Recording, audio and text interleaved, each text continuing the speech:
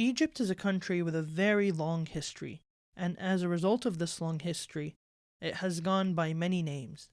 In this video, we will look at 3 such names, break them down, and discuss their origins.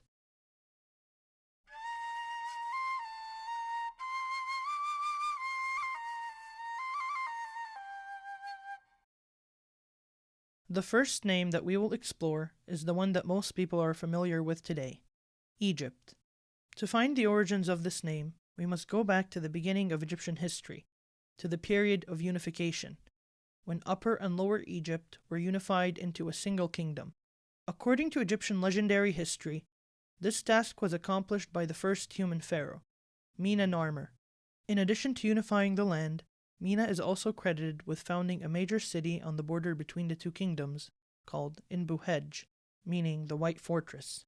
His intent was for this city to serve as the new capital for the unified state. This city would flourish for almost 4,000 years, from its establishment in early dynastic Egypt until its desertion in late antiquity. It also served as the capital of Egypt at 4 different times. Because the city continued to be inhabited for such a long time, its name changed many times through the ages. Although it is better known to us today as Memphis, its most influential name is Ptah.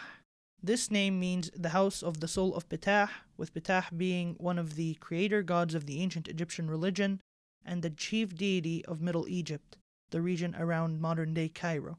The name Ptah originally referred to the great temple complex of Ptah located in the city, but eventually the name came to refer to the city as a whole. The Greeks adopted the name as Akupitio, as attested in their old writing system, Linear B. They used the term to refer to the people of Egypt. The name later evolved into Aegyptios by the 8th century. The Greeks used this term to refer to Egypt as a whole. Today, all European languages call Egypt a name derived from Ptah through the Greco-Roman Aegyptios. Not only is this naming pattern popular in Europe, but also due to European imperialism, it has spread to the rest of the world. The majority of African and Asian languages today use this naming convention for the country. The name Aegyptos is also the source for the words Copt and Coptic. These words are used to refer to the modern-day descendants of the ancient Egyptians and their language. These words originated from the Greek adjective Aegyptos, meaning Egyptian. This adjective entered the Egyptian language during the Coptic period as Gyptios and was adopted by the Arabs as Qibti. Finally, it was anglicized as Coptic by British and American Orientalists during the early modern period. The next name we will discuss is the name which most Egyptians would use to refer to their country today, Masr, also rendered as Misr in modern Standard Arabic. This name comes from the Semitic root MSR. This root is used in the majority of Semitic languages, both ancient and modern, to refer to Egypt. The root is also used by some of these languages to mean land, fortress, or marshland. In some Semitic languages, the name of Egypt possesses a dual ending, implying the meaning of the 2 lands. This can be seen in the Hebrew Misraim, Ugaritic Misrim, and Syriac Misrain.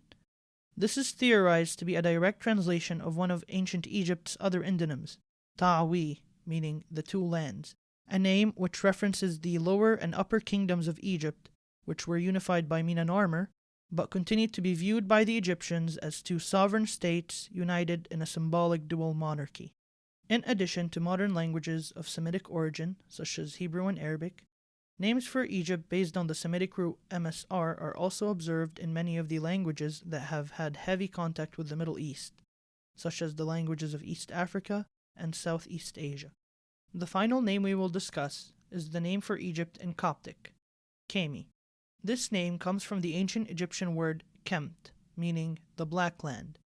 The ancient Egyptians used this term to refer to the Nile Valley and Delta, whose soil was black and fertile, being replenished annually by the silt brought by the Nile's flood. The name Kemet stood in contrast to Deshert, or the Red Land, which is the name given to the empty and desolate deserts that surrounded Egypt. The Coptic language is the only language in the world that uses a name for Egypt derived from this etymology.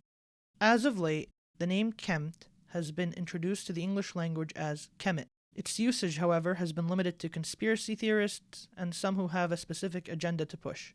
with the majority of English speakers sticking to Egypt. In conclusion, the names that modern languages call Egypt by today all have an ancient origin within Egypt. With this said, whether we call it Egypt, Misr, or Kemi, there is one thing that we can all agree on. It is an extremely beautiful land with a fascinating heritage and a rich faith.